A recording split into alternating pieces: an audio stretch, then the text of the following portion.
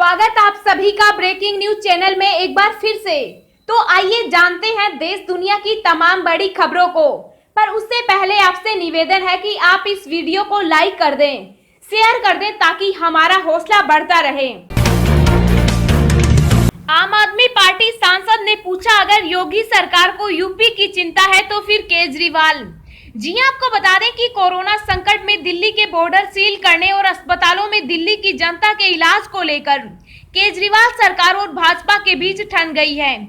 आम आदमी पार्टी ने पूछा है कि अगर योगी सरकार को उत्तर प्रदेश और खट्टर सरकार को हरियाणा की चिंता करने का हक है तो फिर केजरीवाल सरकार को दिल्ली की चिंता करने का हक क्यों नहीं है। बता दें कि दिल्ली के मुख्यमंत्री अरविंद केजरीवाल ने बॉर्डर सील करने और अस्पतालों में दिल्ली की ही जनता के लिए इलाज को लेकर लोगों से सुझाव मांगे हैं। केजरीवाल का कहना है कि जब तक कोरोना के हालात हैं तब तक दिल्ली में यहां की जनता पर ही फोकस किया जाना चाहिए। सीमित संसाधन और बढ़ते कोरोना मामलों की वजह से केजरीवाल सरकार ने यह फैसला लिया है। बता दें कि हरियाणा और यूपी ने भी दिल्ली से लगी सीमा को सील कर रखा है। दरअसल केजरीवाल सरकार ने केंद्र की मोदी सरकार से 5,000 करोड़ रुपए की मदद की गुहार लगाई थी। इसको लेकर केंद्र की ओर से कोई प्रतिक्रिया नहीं मिली, लेकिन दिल्ली के भाजपा सांसदों ने केजरीवाल को ही घेरना शुरू कर दिया है। बिना आधार कार्ड नहीं कटेंगे बाल, तमिलनाडु सरकार का आदेश। जी आपको बता दें कि देश में कोरोना मरीजों का आंकड़ा तेजी से बढ़ता जा रहा है। इसी बीच लॉकडाउन में छूट का दायरा बढ़ गया है। 1 जून से तमिलनाडु में सैलून और ब्यूटी पार्लर खोल दिए गए हैं, लेकिन बाल कटवाने के लिए आधार कार्ड अनिवार्य होगा। तमिलनाडु सरकार ने सैलून के लिए एसओपी जारी कर दी है। तमिलनाडु सरकार की ओर से जारी एसओपी के मुताबिक अगर आप बाल कटवाना चाहते हैं तो आधार कार्ड दिखाना होगा। सैलून मालिक हर कस्टमर का नाम, पता, फोन नंबर और आधार कार्ड नंबर दर्ज करेंगे। अगर वह ऐसा नहीं करते हैं तो उनके खिलाफ कार्रवाई की जाएगी। तमिलनाडु सरकार के एसओपी के मुताबिक कोई भी सैलून 50% स्टाफ के साथ खुलेंगे। सैलून में एसी नहीं चलेगी। सैलून में आने वाले लोगों के लिए मास्क अनिवार्य होगा और इन्हें पहले हाथ सैनिटाइज करना होगा। इसके बाद वह आरोग्य सेतु ऐप की डिटेल दिखाएंगे। निसर्ग चक्रवात से निपटने के लिए अमित शाह ने दिया हर संभव मदद का भरोसा। जी आपको बता दें कि केंद्रीय गृह मंत्री अमित शाह ने अरब सागर में आने वाले निसर्ग चक्रवात से निपटने की तैयारी को लेकर सोमवार को एनडीएमए, एनडीआरएफ और आईएमडी भारतीय तट रक्षा के अधिकारियों के साथ समीक्षा बैठक की। उन्होंने गुजरात, महाराष्ट्र के मुख्यमंत्रियों के अलावा दादर और नागर हवेली व दमन व दीव के प्रशासकों से बातचीत की। उन्हें हर संभव का भरोसा दिया है। केंद्रीय गृह मंत्री ने मुख्यमंत्रियों और प्रशासकों से प्राकृतिक आपदा की इस स्थिति से निपटने के लिए अपेक्षित आवश्यकताओं व संसाधनों का विवरण देने के लिए कहा है। यह चक्रवात महाराष्ट्र, गुजरात और दमन व दीव के कुछ हिस्सों को प्रभावित कर सकता है। इससे पूर्व भारत मौसम विज्ञान विभाग ने सूचना दी कि दक्षिण पूर्व एवं समीपवर्ती पूर्व मध्य अरब सागर एवं लक्षद्वीप क्षेत्र के ऊपर एक सुस्पष्ट निम्न दबाव क्षेत्र विभोग में संकेंद्रित हो गया है। इस वजह से अगले 12 घंटे के दौरान चक्रवात के एक गहरे दबाव के रूप में तीव्र हो जाने व उसके 24 घंटों के बाद और तीव्र होकर पूर्व मध्य अरब सागर के ऊपर चक्रवाती तूफान के रूप में बदलने जाने की बहुत अधिक संभावना है। शाह ने इस मुद्दे पर गुजरात के मुख्यमंत्री विजय रूपाणी, महाराष्ट्र के मुख्यमंत्री उद्धव ठाकरे एवं दादर और नागर हवेली तथा दमन एवं दीव के प्रशासक प्रफुल्ल पटेल के साथ वीडियो कॉन्फ्रेंस के जरिए बैठक की। गृह मंत्री ने आने वाले तूफान को देखते हुए सभी प्रकार की केंद्रीय सहायता का आश्वासन दिया है। उनसे कहा गया है कि इस स्थिति से निपटने के लिए अपेक्षित आवश्यकता एवं संसाधनों का विवरण दें। इस बीच एनडीआरएफ ने पहले ही गुजरात में 2 रिजर्व सहित 13 टीमें एवं महाराष्ट्र में 7 रिजर्व टीमों सहित 16 टीमों की तैनाती कर दी है। दमन एवं दीव तथा दादर और नगर हवेली के लिए एक टीम की तैनाती की है। देश में कोरोना संक्रमित मरीजों का आंकड़ा 2,06,872 के पार, अब तक 5,764 की मौत। जी आपको बता दें कि देश और दुनिया में कोरोना के केस लगातार बढ़ते ही जा रहे हैं। ताजा आंकड़ों के मुताबिक देश में अब तक 2,06,872 संक्रमण के मामले सामने आ चुके हैं और एक्टिव केस 1,03,683 हैं, जिसमें से अभी तक 5,764 लोग अपनी जान गंवा चुके। वहीं इसके बीच अच्छी खबर ये भी है कि अब तक 99,844 संक्रमित मरीज ठीक भी हो चुके। दुनिया भर में कोरोना वायरस की वजह से कुल 3,79,926 लोगों की जान जा चुकी है, जबकि वायरस से संक्रमित लोगों की संख्या 63,54,741 हो गई है। इनमें एक्टिव केस 32,65,473 हैं और खुशी की बात यह है कि अब तक 27,58,529 लोग ठीक हो चुके हैं।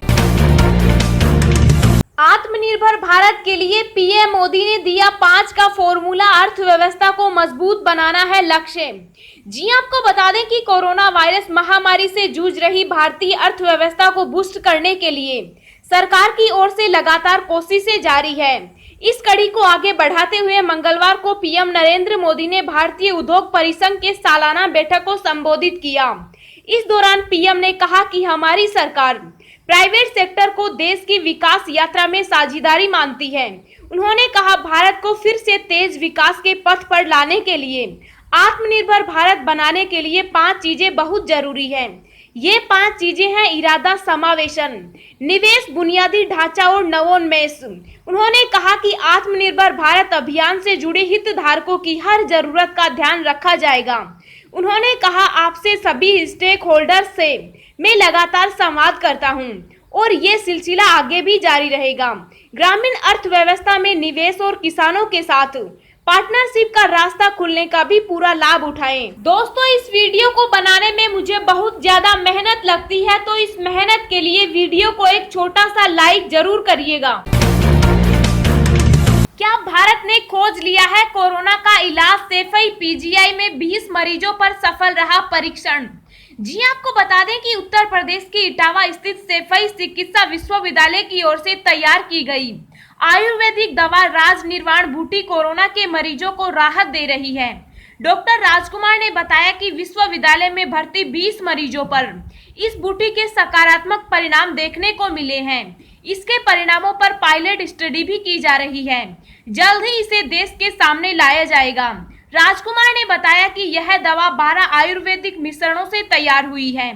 कोरोना मरीजों पर रिसर्च के प्रोटोकॉल का अनुमान कर इसे आजमाया गया है। कोरोना के मामले आने के साथ ही विश्वविद्यालय ने इस पर रिसर्च करनी शुरू कर दी थी। हमने सबसे पहले यह देखा कि कोरोना शरीर के किन किन हिस्सों पर पहले अटैक करता है, जिसकी वजह से कोविड-19 मरीज की मृत्यु भी हो जाती है। इसके बाद प्राचीन चिकित्सा की उन दवाओं को छांटा गया जो इस सिस्टम के लिए कारगर हैं। फिर इन प्राचीन दवाओं पर आधुनिक चिकित्सा में हुए शोधों का अध्ययन किया गया। महत्वपूर्ण रिसर्च के लिए विश्व प्रसिद्ध आयुर्वेदाचार्य की भी मदद ली गई। फिर कोविड-19 अस्पताल में भर्ती 103 मरीजों में से 20 मरीजों का चयन किया गया, जिनमें कोरोना के अधिक लक्षण थे। इन मरीजों पर research clinical trial documentary proof के साथ शुरू किया गया। राजनिर्वाण बूटी के मरीजों पर सकारात्मक परिणाम भी आ गए। सभी मरीज 5 से 7 दिनों में ठीक होने लगे। राजनिर्वाण बूटी की 125 मिलीग्राम मात्रा 5 मिलीग्राम शहद के साथ दी जाती है। राजकुमार ने बताया कि इस ट्रायल को आगे भी 20 अन्य कोरोना पॉजिटिव मरीजों पर किया जा रहा है। यदि यह ट्रायल भी सफल रहा तो यह माना जाएगा कि भारत ने कोरोना का ट्रीटमेंट खोज लिया है। WHO का खुलासा, चीन ने छुपाई थी कोरोना वायरस की जानकारी, 2 हफ्ते देर से दी सूचना। जी आपको बता दें कि WHO ने सार्वजनिक रूप से कोरोना वायरस से संबंधित जानकारी तुरंत उपलब्ध करवाने के लिए जनवरी के महीने में चीन की सराहना जारी रखी थी, लेकिन दस्तावेजों में यह खुलासा हुआ कि वह इस बात के लिए चिंतित था कि नए वायरस से उत्पन्न जोखिम का आकलन करने के लिए चीन पर्याप्त जानकारी साझा नहीं कर रहा है। वास्तव में चीन की कई सरकारी प्रयोगशालाओं में इसे पूरी तरह से डिकोड किए जाने के बावजूद चीनी अधिकारियों ने 1 हफ्ते से अधिक समय तक घातक वायरस के आनुवंशिक नक्शे या जीनोम को जारी करने में देरी की थी और परीक्षण दवाओं तथा टीकों के लिए विवरण साझा नहीं किया था। समाचार एजेंसी एपी को प्राप्त आंतरिक दस्तावेज, ईमेल और दर्जनों बातचीत संबंधी रिकॉर्ड में इस बात का खुलासा हुआ है कि चीन की सार्वजनिक स्वास्थ्य प्रणाली के भीतर सूचना और प्रतिस्पर्धा पर सख्त नियंत्रण को काफी हद तक दोष दिया गया है। स्वास्थ्य अधिकारियों ने 11 जनवरी को विषाणु विज्ञान की एक वेबसाइट पर एक चीनी प्रयोगशालाओं द्वारा इस बारे में लेख प्रसारित किए जाने के बाद वायरस के जीनोम की जानकारी सार्वजनिक की थी। विभिन्न आंतरिक बैठकों की रिकॉर्डिंग के अनुसार इसके बावजूद चीन ने WHO को जरूरी जानकारी देने में 2 और हफ्ते की देरी की। समाचार एजेंसी को प्राप्त रिकॉर्डिंग के अनुसार कोरोना वायरस के संक्रमण के वैश्विक प्रसार के दौरान WHO चीन सरकार की इस बात के लिए सराहना करता रहा कि नए वायरस के आनुवंशिक नक्शे अथवा जीनोम के बारे में तुरंत जानकारी मुहैया कराई है। अमेरिका ने भारत को किया अलर्ट, चीन की खुफिया साजिश के बारे में दी जानकारी। जी आपको बता दें कि भारत के चीन के साथ चल रहे सीमा विवाद पर अमेरिका लगातार नजरें गड़ाए बैठा है। अमेरिकी राष्ट्रपति डोनाल्ड ट्रंप इस मामले में भारत के पक्ष में बयान दे रहे हैं और मध्यस्थता की ऑफर दे रहे हैं, जिसे दोनों देशों ने ठुकरा दिया है। ट्रंप ने जहां चीन को भारत को न उकसाने के लिए आगाह किया, वहीं ताकत न दिखाकर कूटनीति से काम लेने की सलाह दी। वहीं भारत को चीन की हरकतों की जानकारी देकर भारत को अलर्ट किया है। अमेरिका ने चीन की साजिश को लेकर भारत के साथ खुफिया जानकारी साझी की है। लद्दाख में भारत और चीन के बीच चल रहे सैन्य गतिरोध के बीच अमेरिका के विदेश मंत्री माइक पोम्पियो ने ड्रैगन की सेना के मूवमेंट के बारे में अहम जानकारी दी है। पोम्पियो ने कहा कि चीन ने भारत के साथ लगी अपनी वास्तविक नियंत्रण रेखा पर सैनिकों की तादाद बढ़ा रहा है। पोम्पियो ने कहा कि चीन का अधिकारवादी नेतृत्व इस तरह के कदम उठाता रहता है। उन्होंने आरोप लगाया कि चीन जमीनी स्तर पर अपनी रणनीति स्थिति का अपने लाभ के लिए इस्तेमाल कर रहा है और दूसरों के लिए खतरा पैदा कर रहा है। अमेरिकी विदेश मंत्री ने शो के दौरान कहा, हम आज भी देख रहे हैं कि चीन की ओर से बड़ी संख्या में सैनिक उत्तर भारत में वास्तविक नियंत्रण रेखा पर तैनात किए गए हैं। अब हम आपको अगले 24 घंटों के संभावित मौसम पूर्वानुमान के बारे में बता रहे हैं। अगले 24 घंटों के दौरान तटीय महाराष्ट्र पर तूफान निसर्ग के कारण मूसलाधार वर्षा की संभावना है। कुछ इलाकों में बाढ़ जैसे हालात भी बन सकते हैं और सामान्य जनजीवन प्रभावित हो सकता है। केरल, तटीय कर्नाटक और दक्षिणी गुजरात में भी भारी बारिश की संभावना है। मध्य महाराष्ट्र, मध्य प्रदेश, छत्तीसगढ़, गंगीय पश्चिम बंगाल, ओडिशा और पूर्वोत्तर भारत के कुछ हिस्सों में हल्की से मध्यम बारिश हो सकती है। पश्चिमी हिमालय, हरियाणा, पंजाब, राजस्थान, उत्तर प्रदेश, बिहार, झारखंड, उप हिमालय, पश्चिम बंगाल, सिक्किम, तेलंगाना और तटीय आंध्र प्रदेश के कुछ हिस्सों में हल्की से मध्यम बारिश का अनुमान है। राष्ट्रीय राजधानी दिल्ली और NCR में भी छिटपुट बारिश हो सकती है।